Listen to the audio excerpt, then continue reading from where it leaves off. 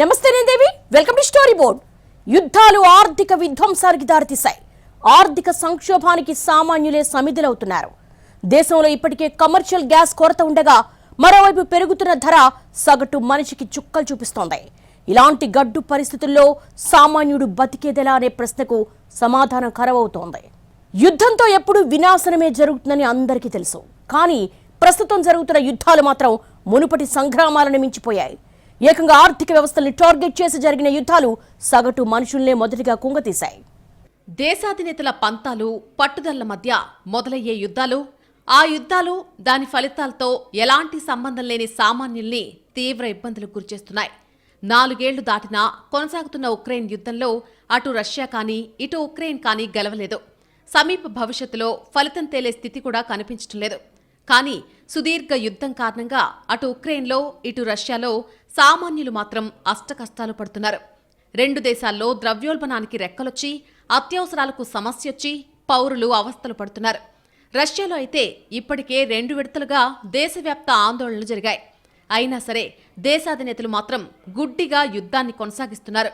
దేశ ప్రజల సంక్షేమం చూడాల్సిన నేతలు అనవసర ఈగోలకు పోయి తమ దేశ ప్రజలతో పాటు ఇతర దేశాల ప్రజల్ని కూడా యుద్ధాలకు బలి చేస్తున్నారు. ఉక్రెయిన్ యుద్ధం ప్రశాంతంగా బతుకుతున్న యూరోప్ ప్రజలందరికీ ఆకలి చావుల్ని, ప్రాణభయాన్ని రెండింటినీ కొత్తగా పరిచయం చేస్తుంది. అంతేకాదు, ఇప్పుడు ఉక్రెయిన్ యుద్ధం ఆగిపోయిన తర్వాత కూడా ఆ యుద్ధం కారణంగా సామాన్య ప్రజలు కోల్పోయిన ఆత్మవిశ్వాసం తిరిగి వస్తుందా అనేది $1 మిలియన్ ప్రశ్న. ఒక్క ఉక్రెయిన్ యుద్ధాన్నే ఎలా ఆపాలా అని ప్రపంచం తలపట్టుకుంటున్న సమయంలో అనుకోకుండా మొదలైన ఇరాన్ యుద్ధం చాలా త్వరగా తీవ్ర రూపం తీసుకుంది. దీంతో అన్ని ఖండాలు అల్లకల్లోలమయ్యాయి. ప్రపంచ పటంలో ఉన్న ప్రతి దేశం ప్రజలపైన ఆ ప్రభావం పడింది. ఇరాన్ యుద్ధం తెచ్చిన మొదటి సమస్య ఇంధన సంక్షోభం. ఆధునిక ప్రపంచానికి ప్రాణవాయువు లాంటి ఇంధన సరఫరా లేక దేశాల ఆర్థిక వ్యవస్థలు వరుసబెట్టి కుప్పకూలిపోయాయి. ప్రపంచ మార్కెట్లు ఇప్పటికీ పుంజుకోవడానికి ఆలోచిస్తున్నాయి. అదే సమయంలో వివిధ దేశాల కరెన్సీలు పోటీపడి పతనమవుతున్నాయి. మొత్తం మీద సగటు మనిషికి ఎలాంటి ఆశ లేకుండా ఇరాన్ యుద్ధం అన్ని సానుకూల పరిస్థితుల్ని తుడిచిపెట్టేయడమే కాదు, అసలు అలాంటి పరిస్థితులు సమీప భవిష్యత్తులో ఉత్పన్నం కాకుండా కసిగా చిదిమేసిందే. ఈ దెబ్బతో యుద్ధం అంటేనే ప్రపంచం కల్లో కూడా ఉలిక్కిపడే దుస్థితి దాపురించిందే.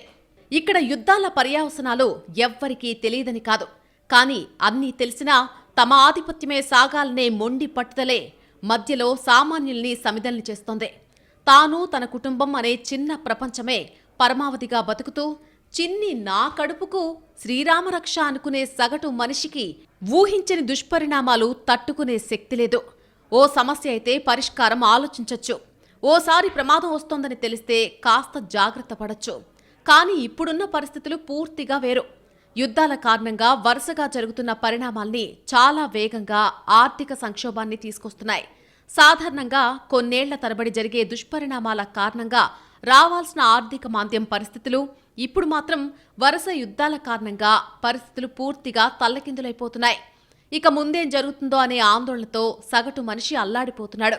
దేశాల ఆకాంక్షలు వేరు కావచ్చు, దేశాధినేతల ఆలోచనలు వేరు కావచ్చు, కానీ ప్రపంచంలో ఏ దేశంలో అయినా సామాన్యుల ఆలోచన విధానం దాదాపుగా ఒకేలా ఉంటుంది. ఎక్కడైనా సామాన్యులు ఎంత గడ్డు పరిస్థితుల్లో అయినా సరే తమ బతుకుబండి సజావుగా సాగడానికి కష్టపడతారు. కానీ ఇప్పుడు అలాంటి పరిస్థితులు లేవు. ఎంత కష్టపడ్డా ఫలితం రాకపోగా అంతా ఎదురు తిరుగుతోంది. దీంతో తాము ఎలా బ్రతకాలా అని ప్రపంచవ్యాప్తంగా ఉన్న సామాన్యులు నాయకుల్ని ప్రశ్నిస్తున్నారు. ఎవరికి వారు నాయకులు తమ స్వప్రయోజనాల కోసం యుద్ధాల్ని సామాన్యుల మీద రుద్ది వారికి యుద్ధోన్మాదాన్ని ఎక్కించి దానికి జాతీయవాదం అనే అందమైన ముసుగు తొడిగి అంతిమంగా ప్రజల బతుకులు రోడ్డును పడేస్తున్నారు. అసలు ఏం జరుగుతుందో తెలుసుకునే లోపే సగటు మనిషి తన ఇంట్లో నుంచి రోడ్డు మీదకు వచ్చేస్తున్నాడు. ఇలాంటి తరుణంలో అసలు ప్రజల్ని బతకనిస్తారా, లేకపోతే యుద్ధంలో భాగంగా తమను కూడా బలిస్తారా అని కోట్ల మంది గొంతు చించుకుని అడుగుతున్నారు. కానీ ఎవరేమనుకున్నా మా మొండితనం మాదే అనే నాయకులు మాత్రం ఏమీ పట్టించుకోవడం లేదు. ఎవరెలా పోయినా, ప్రజలు ఏమైపోయినా తమ పంతాలు పట్టింపులే ముఖ్యమంటున్నారు. అలాంటప్పుడు ఇక మనిషి మనుగడకు అర్థమేముంది అనే ప్రశ్నలు వస్తున్నాయి. ఒక దేశానికి ప్రాతినిధ్యం వహించే నేత ఏం చేసినా తన దేశ ప్రజల మనుగడ కోసమే చేయాలి. గతంలో అలాగే చేసేవారు. కానీ ఇప్పటి నేతలు మాత్రం ఎక్కడలేని పైత్యం చూపిస్తున్నారు. ఏకంగా సొంత దేశ ప్రజల మనుగడనే ఫణంగా పెట్టి యుద్ధాలకు తెరలేపడం ఏంటి అనేదే అసలు ప్రశ్న. గతంలో 2 ప్రపంచ యుద్ధాలు జరిగినప్పుడు సగం ప్రపంచం చీకట్లో ఉంది. మిగతా సగం ప్రపంచంలో కూడా మెజారిటీ దేశాలు స్వతంత్రంగా లేవు. అలాంటి దుస్థితిలో జరిగిన ప్రపంచ యుద్ధాలు కోట్ల మంది ప్రాణాలు బలి తీసుకున్నాయని చరిత్రలో చదువుకున్నాం. కానీ ఇప్పుడు ప్రపంచమంతా పూర్తి స్థాయిలో కళ్లు తెరిచిన సందర్భంలో కూడా వరుస యుద్ధాలతో ప్రపంచ యుద్ధాలకు మించిన స్థాయిలో నష్టం జరిగింది. మరీ ముఖ్యంగా ప్రాణ నష్టం కంటే ఆర్థిక నష్టం ఎక్కువగా జరుగుతోంది. ఈ కారణంగా సగటు మనిషి బతుకు పోరాటంలో చేతులెత్తేస్తున్నాడు. ఆర్థిక సంక్షోభం అన్ని రంగాలను తీవ్రంగా ప్రభావితం చేస్తోంది. దీంతో ద్రవ్యోల్బణం పెరిగి సామాన్యుడి నడ్డి విరుగుతోంది. మామూలు రోజుల్లోనే బతుకుబడిని భారంగా లాగే సామాన్యులు ఇంతటి గడ్డు పరిస్థితుల్లో బతికేదెలా అని బిత్తర చూపులు చూస్తున్నాయి. కారణాలు ఏవైనా అన్ని దేశాల్లోనూ ఆర్థిక సంక్షోభం వచ్చేసింది. ఈ ఆర్థిక సంక్షోభం తాలూకు పర్యవసనాలు అన్ని రంగాల్ని తీవ్రంగా ప్రభావితం చేస్తున్నాయి. సరఫరా సమస్యలు, ధరల పెరుగుదల కలగలిసి ద్రవ్యోల్బణానికి రెక్కలు తొరిగాయి. అసలే ఆదాయాలు తెగ్గోసుకుపోయిన దుస్థితిలో ధరలు కూడా పెరగడంతో ఏం తినాలి, ఏం కొనాలి అనే ప్రశ్నలు తలెత్తుతున్నాయి. తినాలంటే తిండి ఖరీదైపోయింది. తిరగాలంటే ఇంధన సమస్య ఉండనే ఉంది. బతుకు బండి లాగడానికి ఉపాధి కరువైంది. ఇలాంటప్పుడు కాలు కదలకుండా ఇంట్లో కూర్చున్నా బతుకు ఎలా గడుస్తుంది అనేది సామాన్యులకు పెద్ద చిక్కు ప్రశ్నలా మారుతోంది. ఏదైనా ఒక రంగం ప్రభావితమైతే, ఒక రంగంలో సరఫరా సమస్య వస్తే మరో రంగాన్ని నమ్ముకోవచ్చు. కేవలం ద్రవ్యోల్బణమే సమస్య అయితే ఏదోలా పరిష్కారం వెతుక్కోవచ్చు. కానీ ఒకేసారి కూడబలుక్కున్నట్టుగా అన్ని రంగాల్లోనూ సరఫరా సమస్యలొస్తే, ద్రవ్యోల్బణానికి ఇంధన సంక్షోభం అగ్నికి వాయువులా తోడైతే ఎంత అభివృద్ధి చెందిన దేశమైనా ఏం చేయాలి?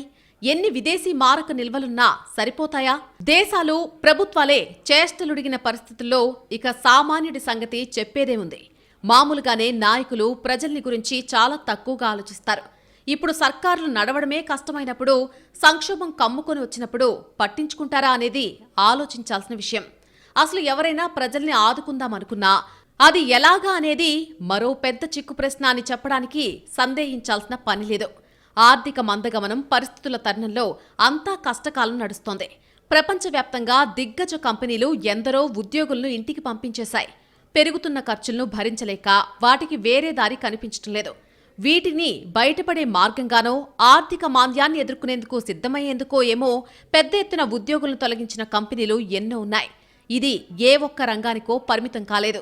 Telecom, electronics, hardware, manufacturing, software development ఇలా ఏదైనా కానివ్వండి, అందులో కామన్గా ఉన్నది మాత్రం ఉద్యోగాల కోత. ఉన్న ఉపాధి కోల్పోయినా, కొత్త ఉద్యోగాలు రాకపోయినా కుటుంబాల మీద దాని ప్రభావం పడుతుంది. అది తిరిగి ఆర్థిక వ్యవస్థను దెబ్బతీస్తుంది. దాంతో మందగమనం, తదుపరి మాంద్యం, అది ముదిరితే ఆర్థిక సంక్షోభం. ప్రపంచవ్యాప్తంగా ఆర్థిక రంగం అనిశ్చితిలో ఉంది. అనేక దేశాలు మాంద్యంలోకి వెళ్లవచ్చనే సూచనలు కనిపిస్తున్నాయి. 2008లో, 2020లో కరోనా సందర్భంగా తలెత్తిన పరిస్థితి కంటే రానున్న మాంద్యం మరింత తీవ్రంగా ఉండనుందని ఐక్యరాజ్యసమితి ఇప్పటికే హెచ్చరించింది. ఈ దుస్థితి అంతిమంగా సామాన్యుల నడ్డి విరుస్తుందని చెప్పడానికి అర్థశాస్త్రంలో పీహెచ్డీ చేయాల్సిన పనేమీ లేదు. దేశాలకు దేశాలు దివాళా తీసే పరిస్థితులు ఉత్పన్నమవుతాయి. అంటే మరిన్ని శ్రీలంకలను మనం చూడాల్సి రావచ్చు. దాదాపు 70 దేశాలు ఆర్థికంగా గడ్డు పరిస్థితులు ఎదుర్కొంటున్నట్టుగా ఎప్పటినుంచో చెబుతున్నారు. మందగమనంతో ఇవన్నీ మరింత కుదేలవుతాయి. అప్పులిచ్చిన దేశాలది ఒక కష్టం, తీసుకున్న దేశాలది మరో కష్టం. సామాన్య ప్రజలు బతకలేని పరిస్థితి వస్తుంది.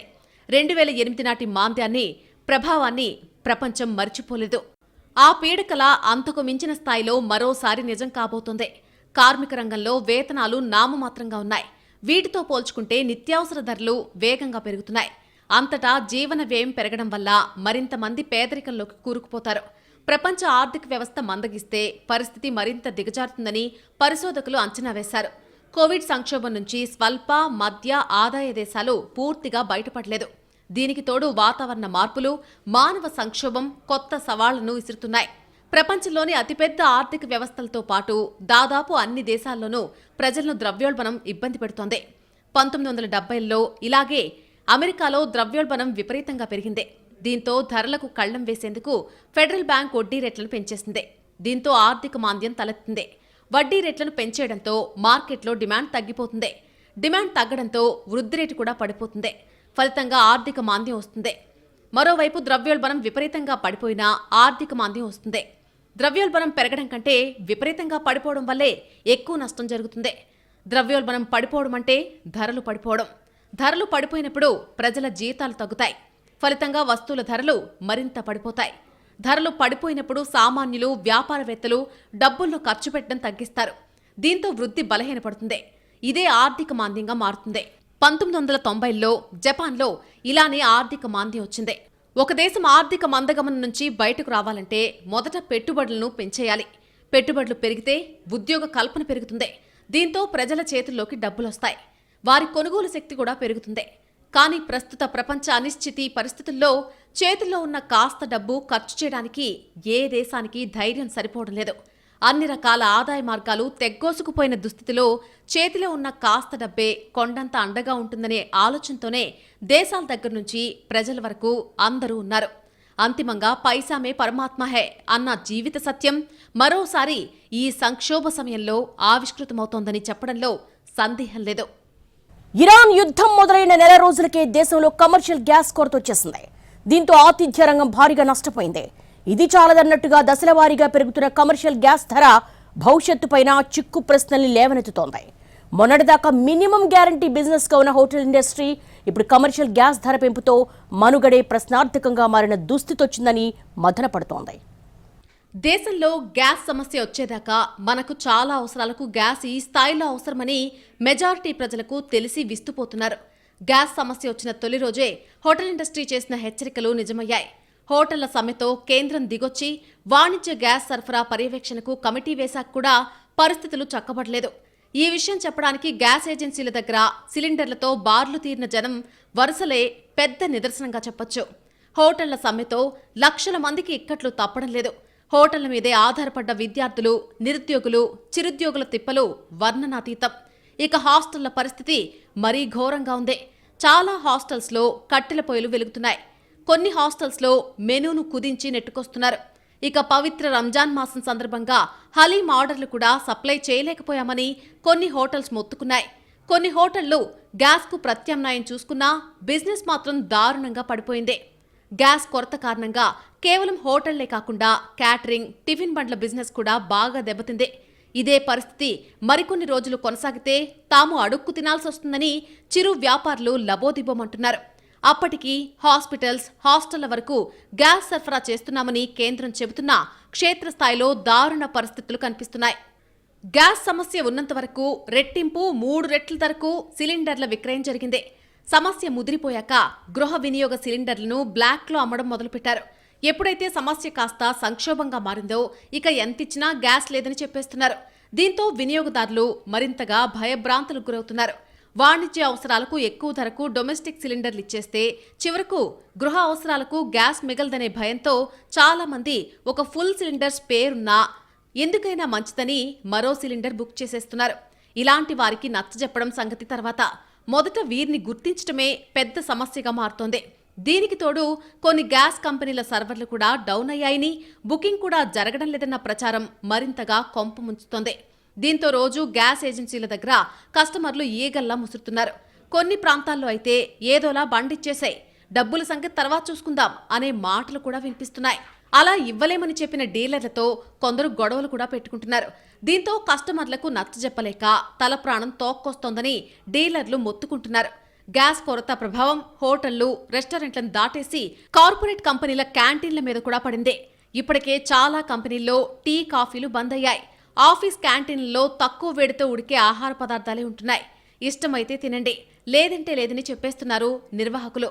దీంతో ఈ గొడవంతా ఎందుకని కొన్ని కంపెనీలు వర్క్ ఫ్రం హోం ప్రకటించేశాయి. దీంతో చాలా మందికి కరోనా రోజులు గుర్తుకొస్తున్నాయి. దేశ చరిత్రలో ఎప్పుడూ కనీ విని ఎరుగని విధంగా గ్యాస్ సంక్షోభం ముదిరిపోవడం, అందుకు ఎక్కడో జరుగుతున్న ఇరాన్ యుద్ధం కారణం కావడం సామాన్యుల్లో భయాందోళన పెరగడానికి కారణమవుతోంది.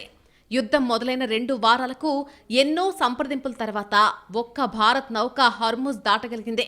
ఈ లెక్కన నౌకలు మన దగ్గరకు ఎప్పుడొస్తాయి, ఈ సమస్య ఎప్పటికి తీరుతుంది అనే టెన్షన్తో పానిక్ బుకింగ్లు పెరుగుతూనే ఉన్నాయి.